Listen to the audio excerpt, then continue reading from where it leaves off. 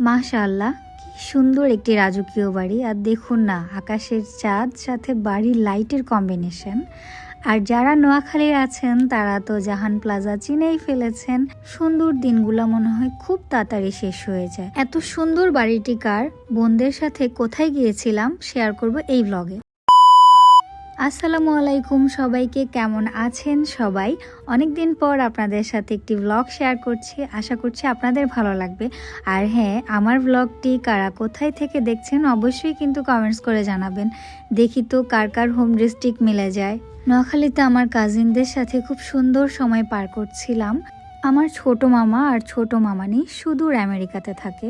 আর এটা হচ্ছে ছোট মামার শ্বশুর বাড়ি। মামানি অনেক রিকোয়েস্ট করেছে যে তুমি নোয়াখালীতে গেলে অবশ্যই মামানিদের বাড়ি থেকে ঘুরে আসবা, তোমার ব্লগের মাধ্যমে মামানি সুদূর আমেরিকার থেকে আমাদের গ্রামটি দেখে নেব। তারপর সময় বের করে আমার সব কাজিনদেরকে নিয়ে চলে গিয়েছিলাম ছোট মামানিদের বাড়িতে। মাশাআল্লাহ, বাড়িটি এত সুন্দর যে কারোরই চোখ আটকে যাবে। আমার তো খুবই ভালো লাগছিল। আমার ছোট মামার 2 ছেলে 1 মেয়ে, ওদেরকে অনেক ছোটবেলায় এখানে নিয়ে এসেছিল। আর ছোট ছেলেটার বয়স প্রায় 1 বছর হয়ে আসছে। আর আমার ছোট্ট মামাতো ভাইটির নাম ইহান। ও যখন আরেকটু বড় হবে তখন সবাই তারা একসাথে বাংলাদেশে আসবে। একটি সুন্দর বাড়ির পিছনে একটা সুন্দর রুচিরও ব্যাপার থাকে। আপনারা যারা ডুপ্লেক্স বাড়ি করতে চাচ্ছেন এই ডিজাইনটি ফলো করতে পারেন। মামানের বাড়িতে ঘুরতে এত ভালো লাগছিল যে আমরা একদম সন্ধ্যায় করে ফেলি। যাই হোক, সন্ধ্যায় চাঁদের আলোর সাথে লাইটিং দিয়ে বাড়ির কম্বিনেশন তো আরও ভালো লাগছিল। বাড়িটির কাজ এখনও পুরোপুরি শেষ হয়নি। মামানি আমাকে বলেছিল এখানে 2 পাশেই ফুলের বাগান করা হবে, ফলের গাছ লাগানো হবে, বসার জন্য সিটের ব্যবস্থা করা হবে।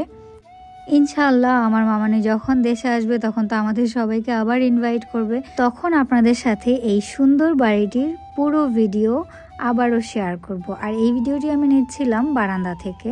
মামানিদের গ্রাম আর আমাদের গ্রাম প্রায় পাশাপাশি। আর এটা হচ্ছে আমিষাপাড়া বাজার। আমি যেহেতু ঢাকায় বড় হয়েছি, আমার এই বাজারগুলোতে খুব একটা আসা হতো না। আমার কাজিনরা বলল এখানে একটা মামা ফুচকা আর চটপটি বিক্রি করে, খেতে ভীষণ মজা। তো সবাই একসাথে ফুচকা চটপটি খেয়েছিলাম। আমি একটা ঘড়ি গিফট পেয়েছিলাম, তো ঘড়িটার চেইনটা ঠিক করা হয় নাই, আমার ব্যাগেই পড়েছিল।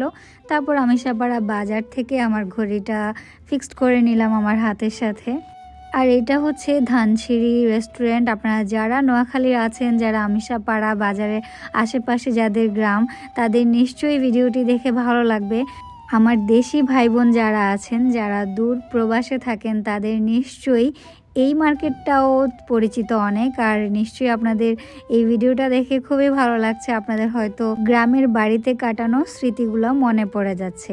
আমি যখন কলেজে পড়তাম অনেক আগে, আমার ছোট ফুফুর সাথে আমার মনে আছে এই মার্কেটে এসেছিলাম। আর এই মার্কেটের 3 তলায় একটা বিউটি পার্লারও রয়েছে। তো আমার বোনরা আমাকে দেখাচ্ছিল কোন দোকানে কি পাওয়া যায়। তারপর আমরা বাড়িতে চলে যাব। তো বাড়ির জন্য আমরা কিছু ফল নিয়ে নেই।